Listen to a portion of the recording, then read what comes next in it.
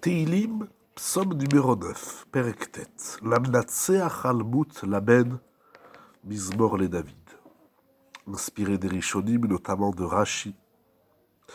De quoi s'agit ce psaume? Dans ce Mizmor, David Amelech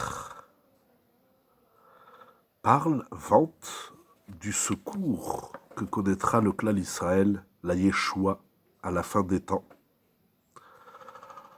En cette période où les fautes du clan Israël seront effacées, pardonnées, Akadosh Baruch Hu portera secours au clan Israël, au peuple d'Israël, de tous ces tsarot, de tous ces malheurs.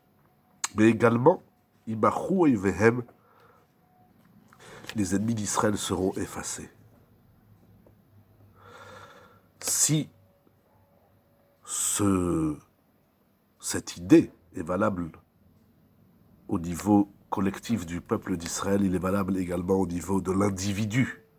Et cet individu, c'est David Amelech. C'est intéressant toujours de voir que cet double aspect des Teilim, c'est à la fois son histoire de David Amelech et à la fois, il parle du clan Israël. Les Teilim, c'est un double sens. Ça a un sens individuel et un sens collectif.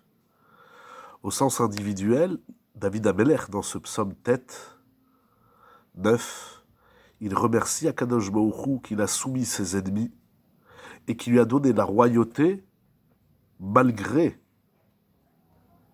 la colère et la haine de ses ennemis. C'est pas tout de ne pas avoir d'ennemis, mais d'être le roi lorsque les ennemis s'opposent à cela, c'est quelque chose d'assez intéressant.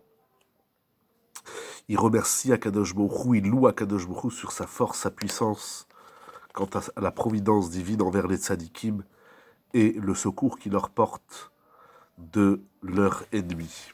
Alors dans ce Teilim, il y a au pasuk Yud, au verset 10, Vihi Adonai misgav ladach, misgav le'itot batsara.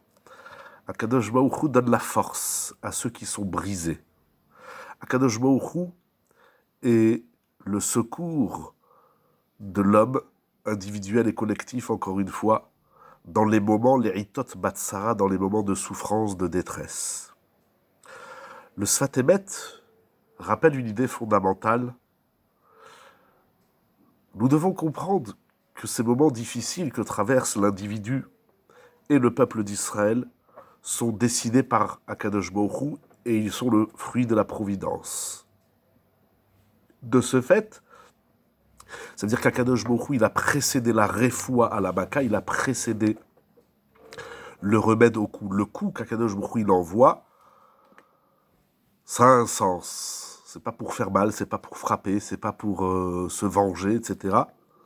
Ça a un sens. Donc si on a compris l'enjeu de la tsara, de la détresse, on peut goûter à la Yeshua qui précède, le remède précède la détresse. Et nous devons donc avoir la foi que tous ces moments difficiles que traverse le peuple d'Israël sont guidés par la providence, la Hashgacha d'Hachem.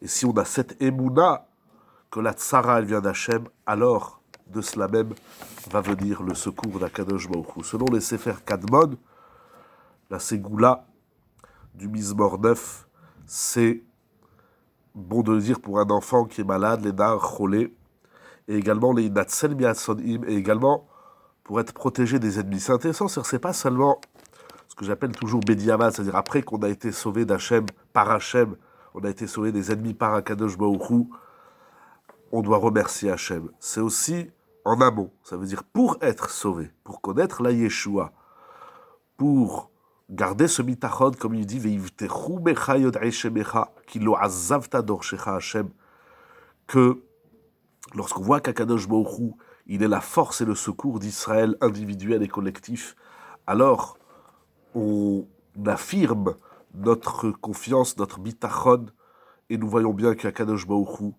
ne nous a pas abandonnés.